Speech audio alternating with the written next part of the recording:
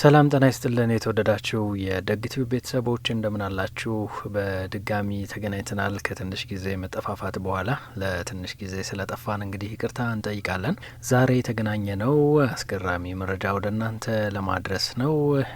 በተከታታይ ጊዜም በኋላ የተለያዩ አስደናቂ መረጃዎች ለእናንተ የሚሆኑ በጣም ጠቃሚ መረጃዎችን ከዚህ በኋላ እያዘጋጀንላችሁ ወደ እናንተ እናደርሳለን። እንዲሁም የተለያዩ ፕሮግራሞች ቻችንንም ይዘን ወደ እናንተ የምንቀርብ ይሆናል። ዛሬ ይዤላችሁ የመጣሁት እንግዲህ በኢትዮጵያ ውስጥ ከፍተኛ ሀብት ማካበት የቻሉ 10 ግለሰቦችን ነው።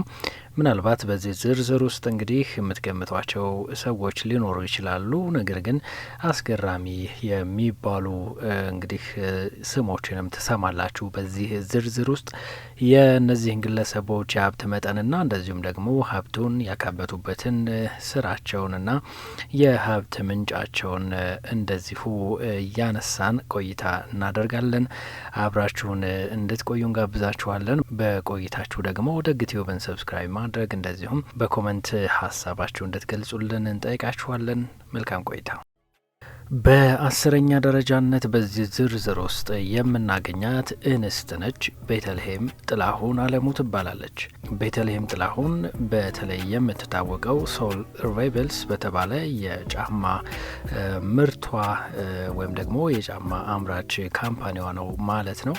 በዋነኝነት እንግዲህ ይሄ ይሁን እንጂ ስራዋ ከዛ በተጨማሪ ደግሞ በቡና ምርትም እንደዚሁ የምትታወቅ እንስት ነች ቤተልሔም ጥላሁን። ቤተልሔም በዓለም አቀፍ ደረጃ ኢትዮጵያን በምርቶቿ በማስተዋወቅ እንግዲህ ተጠቃሽ ነች። በተለይ በጫማዎቿ የኢትዮጵያን ስም እና ዝና ከፍ ካደረጉ ግለሰቦች መካከል አንደኛዋ ነች። ምርቶቿም በዋነኝነት የሚሸጡት በዓለም አቀፍ ገበያዎች ነው ማለት ነው። እናም ቤተልሔም በአጠቃላይ ወደ 320 ሚሊዮን ዶላር በማካበት በኢትዮጵያ የሀብታሞች ዝርዝር ውስጥ 10ኛ ደረጃን በመያዝ እየመራች ትገኛለች ማለት ነው።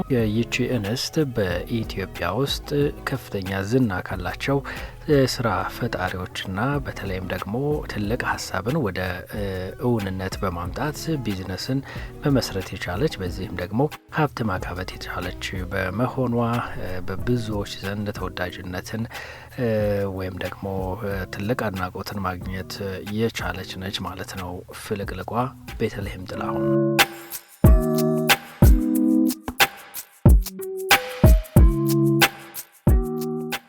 ሳውዝ ዌስት ኢነርጂ የተባለ ካምፓኒ ዋና እንግዲህ ቼርማን የሆነው ቴዎድሮስ አሸናፊ ደግሞ በዚህ ዝርዝር ውስጥ በ9ኛ ደረጃነት የምናገኘው ግለሰብ ነው። በኢትዮጵያ ውስጥ ከፍተኛ ሀብት ማካበት ከቻሉት ግለሰቦች መካከል ቴዎድሮስ አሸናፊ በተለይ በኢነርጂ ወይም ደግሞ በኃይል ማመንጨት በተለያዩ ዘርፎች በተለይ የነዳጅ ማፈላለግ ስራ እንዲሁም ደግሞ የመጠጥ አምራች እንደ አምቦ ውሃ የመሳሰሉ ማለት ነው የመጠጥ አምራች ድርጅቶችን እንግዲህ በመመስረትና በማስተዳደር የሚታወቅ ግለሰብ ነው ቴዎድሮስ አሸናፊ። በዋነኝነት እንግዲህ እነዚህን ቢዝነሶች የሚያንቀሳቅሰው ቴዎድሮስ አሸናፊ በሀብታሞች ዝርዝር ውስጥ በአጠቃላይ 480 ሚሊዮን ዶላርን በማካበት 9ኛ ደረጃን መያዝ የቻለ ግለሰብ ነው ማለት ነው።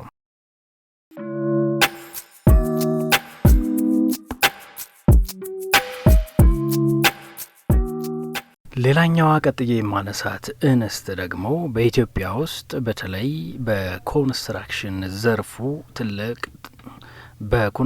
ዘርፉ ትልቅ ስምና ዝናን ያተረፈው የስዩም አምባዬ ልጅ የሆነችው አኪኮ ስዩም አምባዬ ትባላለች። ይህቺ ግለሰብ እንግዲህ የቤተሰቧን ቢዝነስ በከፍተኛ ደረጃ በማንቀሳቀስ በሎጂስቲክስ በተለያዩ እንግዲህ ፕሮጀክቶች ግንባታ በተለይ ደግሞ የመንግስት ኮንትራቶችን በመያዝ ታላቁ የኢትዮጵያ ህዳሴ ግድብን ጨምሮ ሌሎች ግዙፍ የመንግስት ፕሮጀክቶችን ኮንትራት በመውሰድና በመገንባት እንግዲህ ቢዝነሷን በከፍተኛ ደረጃ ያሳደገችው አኪኮ ስዩም አምባዬ ነች። እቺ ሴት እንግዲህ ወደ 600 ሚሊዮን ዶላር ሀብት ድርጅቷ እንዲያካብት በማድረግ በኢትዮጵያ ውስጥ 8ኛ ደረጃ በመገኘት ሀብታም ተብላለች ማለት ነው። ሌላኛው ከተማ ከበደ ደግሞ 7ኛ ደረጃን የያዘ ግለሰብ ነው።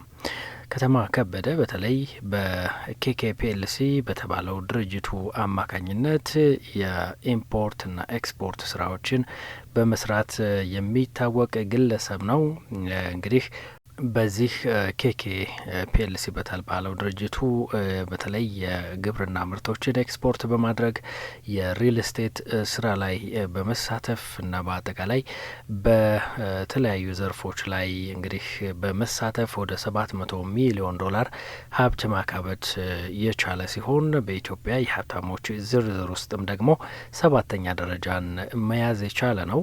እንግዲህ በነገራችን ላይ የተወደዳችሁ የደግቲው ቤተሰቦች በተለያየ ጊዜ የተለያዩ መረጃዎች ሊወጡ ይችላሉ። የተለያዩ ከፍ ወይም ዝቅ ማለት የደረጃ ለውጦች ሊኖሩ ይችላሉ። ነገር ግን እንግዲህ በአብዛኛው ከምታገኟቸው ስሞች መካከል እንግዲህ አብዛኛዎቹን ነው እየጠቀስንላችሁ የምንገኘው። ከነዚህም ውስጥ እንግዲህ ማጠብቋቸው ስሞች ይኖራሉ። በተለይ ከፍ እያለን በሄደን ቁጥር የምናገኛቸው ስሞችም እነዛን የሚያመለክቱ ናቸው። እንግዲህ በቅርብ ጊዜ ስማቸውን ደጋግመን የምንሰማው አንድ ግለሰብ በላይነህ ክንዴ ይባላሉ።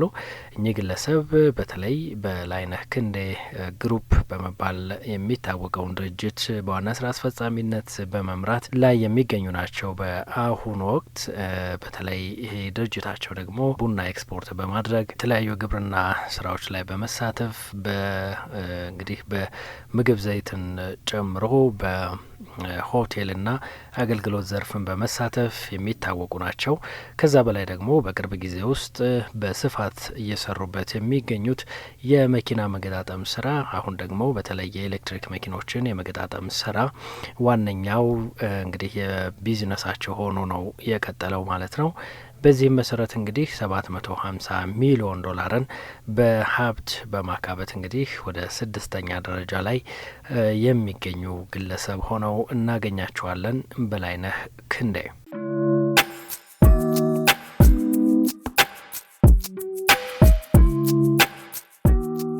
ነጃት ኢንተርናሽናል የተባለውን ድርጅት ደግሞ በመመስረት የአሁኑ 5ኛ ደረጃ ባለሀብት ሆነው የምናገኛቸው ኦማር አሊ ሺፋው በተለይ እንግዲህ በዚህ የቡና ወደ ውጭ ሀገር መላክ እንደዚሁም ደግሞ የተለያዩ የምግብ ነክ ስራዎች ላይ በመሳተፍ እንግዲህ የተለያዩ ደግሞ ቅመማ ቅመሞችንም ወደ ውጭ ሀገር በመላክ የሚታወቅ ድርጅትን የመሰረቱ ግለሰብ ናቸው።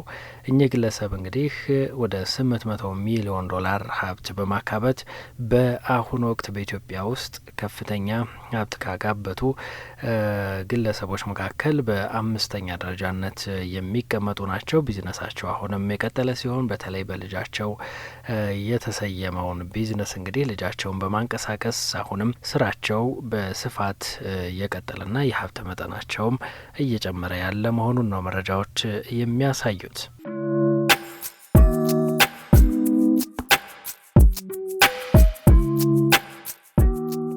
ሳሙኤል ታፈሰ ደግሞ የሰንሻይን ኢንቨስትመንት ግሩፕ ወይም ደግሞ በተለምዶ ሰንሻይን አካባቢ እያለን ብዙ ቦታዎች ላይ የሰፈር መጠሪያ ያደረግናቸውን የተለያዩ ቤቶች በመገንባት የሚታወቀውን ድርጅት የመሰረቱ ግለሰብ ናቸው። እኚህ ግለሰብ እንግዲህ በኢትዮጵያ ውስጥ ትልቅ የኮንስትራክሽንና የሪል ስቴት ኢንዱስትሪን በማንቀሳቀስ በግንባር ቀደምትነት ከሚጠቀሱት ግለሰቦች መካከል አንደኛው ናቸው።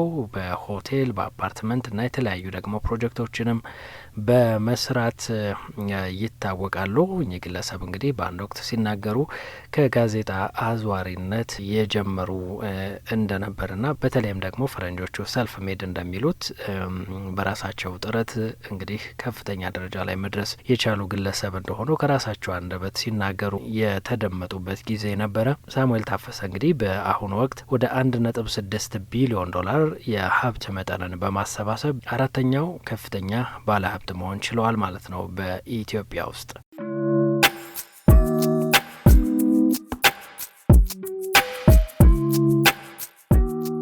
ኢዮብ ማሞ ወይም ደግሞ ጆ ማሞ የተባለው ግለሰብ ደግሞ በተለይ የካፒቶል ፔትሮሊየም ግሩፕ በመባል የሚታወቅን ድርጅት በአሜሪካን ሀገር ዋሽንግተን ዲሲ ውስጥ በማንቀሳቀስ የሚገኝ ትልቅ ባለሀብት ነው። ኢትዮጵያዊ ባለሀብት ማለት ነው። እንግዲህ ጆ ማሞ በተለይ በዋነኝነት የሚታወቀው በአሜሪካን ሀገር ውስጥ የተለያዩ የነዳጅ ማደያዎችን በመመስረትና እነሱንም በማስተዳደር ከፍተኛ ትርፍ በማግኘት ነው በአሜሪካን ሀገር ውስጥ። ከዛ ውጭ ደግሞ ይህንንም ስራውን ወደ ኢትዮጵያ በማስፋፋት በኢትዮጵያ ውስጥ በሪል ስቴት እና በተለያዩ ደግሞ የኃይል ማመንጨት ስራዎችም እንደዚሁ ለመሳተፍ እየተንቀሳቀሰ ያለ ግለሰብ ነው ማለት ነው። እንግዲህ በተለይ ጆ ማሞ ይህንን ቢዝነስ ሲጀምር አባቱ ለዚህ ቢዝነሱ ትልቅ መሰረት እንደጣሉለት ይናገራል። አባቱ በአሜሪካን ሀገር በተለይ በእንስሳት እርባታም ይሰሩ እንደነበረ ከራሱ አንደበት የተደመጠ ነው። ከዚህ በፊት እንግዲህ በዚህ መሰረት በተለይ ፈረንጆቹ ማስተር ኦፍ ጋዝ ስቴሽን የሚል ቅጽል ስም ሁሉ ሰጥተውታል። የተለያዩ የጋዝ ስቴሽኖችን እንግዲህ በመገንባት ከፍተኛ ትርፋማነትን ማግኘት የቻለ ነው። በዚህም እንግዲህ 2.5 ቢሊዮን ዶላርን በሀብትነት በማሰባሰብ በኢትዮጵያ ውስጥ ወይም ደግሞ ሶስተኛው ከፍተኛ ኢትዮጵያዊ ባለሀብት በመሆን ደረጃውን መያዝ የቻለ ግለሰብ ነው ጆ ማሞ ወይም ደግሞ ኢዮብ ማሞ ማለት ነው።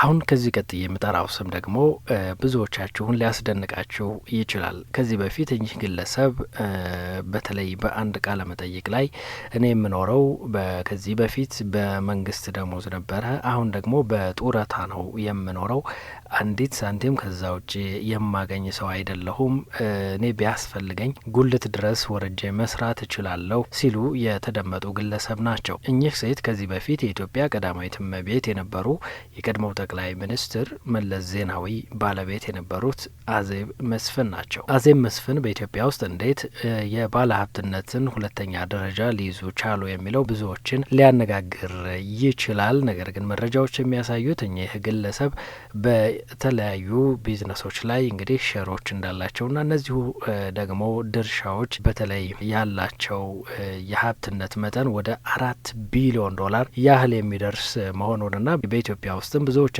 ከምትገምቷቸው መሐመድ ሁሴን አሊ አላሙዲን ቀጥሎ ከፍተኛ ሀብት በማሰባሰብ ባለ ሀብት መሆን የቻሉ ሆነዋል አዜብ መስፍን። እንግዲህ ይህም ከዚህ በፊት ሲናገሩ ከነበረው ጉዳይ ጋር ሊጋጭ የሚችል ጉዳይ እንደሆነ መመልከት ይቻላል። እንግዲህ በፈረንጆቹ ከ2001 እስከ 2012 የኢትዮጵያ የቀዳማዊት እመቤትነትን ማዕረግ በመያዝ የቀድሞው ጠቅላይ ሚኒስትር መለስ ዜናዊ ባለቤት የሆኑት እኚህ ሴት በዚህ ደረጃ ላይ የሚገኙ ባለሀብት ሆነው አግኝተናቸዋል። እንግዲህ ቀደም ብዬ እንዳልኩት ብዙዎቻችሁ በኢትዮጵያ ውስጥ አንደኛው ባለሀብት ማን ነው ቢባል በአንድ ድምጽ ሊመለስ የሚችል ጉዳይ ስለሆነ የሞሐመድ ሁሴን አሊ አላሙዲ ስም በብዙዎቻችን ዘንድ ቀድሞ የሚመጣ ስም ነው። ምናልባት የሀብታቸው መጠን ነው ብዙዎቻችሁ ላትገምቱ የምትችሉት እንጂ በተለይ በሚድሮክ ኢትዮጵያ በተሰኘው ግዙፍ ድርጅታቸው አማካኝነት እንግዲህ በርካታ ስራዎችን የሚሰሩ ግለሰብ እንደሆኑ ታውቃላችሁና በዛም ደግሞ ከፍተኛ ባለሀብትነት ማዕረግን ከተቆናጠጡ አመታትን ያስቆጠሩ ግለሰብ ናቸው። አላሙዲን እንግዲህ በዋነኝነት በኮንስትራክሽን እንግዲህ በማይኒንግ ወይም ደግሞ በማዕድን ፍለጋ በግብርናና በሌሎችም ወደ ከ30 በላይ የሚሆኑ ድርጅቶችን በመመስረት የሚንቀሳቀሱ ግለሰብ ናቸው። በሚድሮክ ኢንቨስትመንት ግሩፕ አማካኝነት ማለት ነው። እንግዲህ ይህ ኢትዮጵያ ቢወለዱም በዜግነት ደግሞ ሳውዲ አረቢያዊ የሆኑ ግለሰብ ደሴ አካባቢ የተወለዱ እንደሆኑ እና በ1946 በፈረንጆቹ ደግሞ የተወለዱ ግለሰብ ሲሆኑ አሁን ላይ በሚያስተዳድሩት የሚድሮክ ኢንቨስትመንት ግሩፕ እንግዲህ ወደ 70 ሺህ የሚሆኑ ግለሰቦችን ቀጥረው የሚያሰሩ እንደሆኑ መረጃዎች ያመለክታሉ ማለት ማለት ነው። እንግዲህ እነ ሸራተን አዲስ፣ እነ ዩኒቲ ዩኒቨርሲቲና ሌሎችም የበርካታ ድርጅቶች ባለቤት ናቸው። መሐመድ ሁሴን አሊ አላሙዲን እንግዲህ በተለምዶ ሸሁ ከተባለ ኢትዮጵያ ውስጥ እሳቸውን ማለት እንደሆነ ብዙዎች ይገባቸዋል ማለት ነው። እናም ሸሁ በአሁኑ ወቅት ወደ 10.3 ቢሊዮን ዶላር የሀብት መጠን በማሰባሰብ እንደተለመደው ኢትዮጵያን የሀብታምነት ደረጃ በቀዳሚነት እየመሩ የሚገኙ ግለሰብ ናቸው ማለት ነው። የተወደዳቸው የደግቲው ቤተሰቦች እንግዲህ ያገኛችኋቸው መረጃዎች ጠቃሚ እንደሚሆኑ ተስፋ እናደርጋለን። በቀጣይም የተለያዩ መረጃዎችን በዚህ መልክ እናቀርብላችኋለን። ከዚህም በተጨማሪ ደግሞ ሌሎች አዳዲስ ዝግጅቶችን ይዘንላችሁ እየመጣን ነው የምንገኘው። ሰብስክራይብ በማድረግ የደግቲው ቤተሰብ ሆኑ። ኮመንት ስታደርጉ ደግሞ ለእናንተ የተሻለ ነገር ለማቅረብ ይረዳናል። ላይክ ማድረግም አትርሱ። የወደዳችሁትን ሁሉ በጣም እናመሰግናለን። መልካም ጊዜ